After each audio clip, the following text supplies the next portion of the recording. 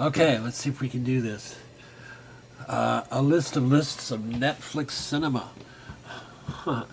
Netflix has magic as a broadcaster of culture, a niche occupied once upon a time by the networks who have moved across the tracks to a geriatric home somewhere.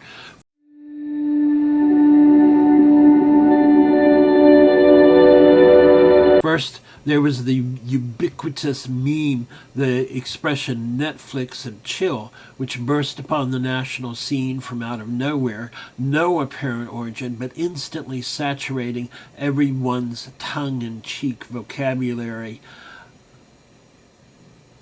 The expression became the chant of Beavises and Buttheads everywhere, fodder for late-night stand-up jokes, and the model for 1,000 online variations, a kind of linguistic and cinematic Kama Sutra. A kind of linguistic and cinematic Kama Sutra. Then, yesterday, Daily Burn, Thrill List, and someone among my Google Now cards all sent me lists of 10 movies each they thought would inspire me, amaze me, or turn me on. It seemed more than a coincidence. Was Netflix offering some incentive to online presences with large followings to lure their constituencies to watch one of their movies? Anyway, it was all very exciting to me because the lists have a strong appeal to my OCD side. So I dutifully copied 2 of them. The third got away before I could copy it into a Google Keep document from which I will dutifully tick off those movies as I see them. Google Keep, by the way, is a useful tool for dashing off short documents, lists, pictures, doodles, etc. And it's especially useful for users of Google Docs because a Keep document can be transformed into a more formal doc with the push of a button.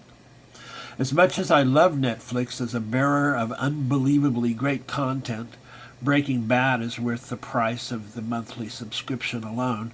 One of the weaknesses of online content providers is that they just don't feel as browsable as a brick and mortar store. Back in the low-tech day, I wore grooves in the carpets of a dozen Blockbuster stores in 3 different countries.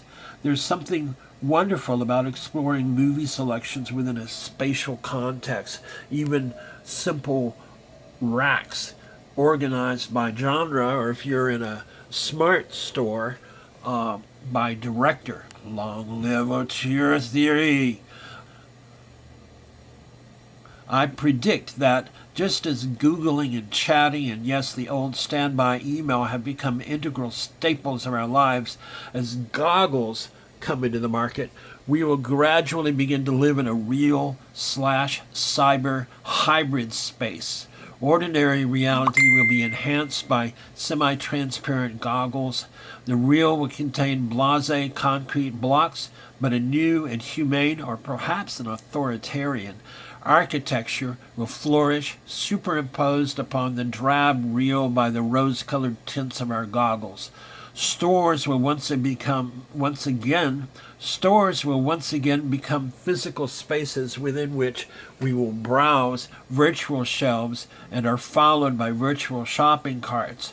Only when we reach the checkout stands will the physical goods get bundled up and conveyed out of a basement up to us. In short, we're going to act out our lives in the stages of holodecks, but in the meantime, Netflix is hard to browse, so lists make life a little easier, to say nothing of the joy an amateur OCDer finds in collecting lists. That's it. We'll see you later.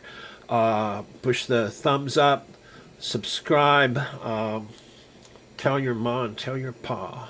Bye.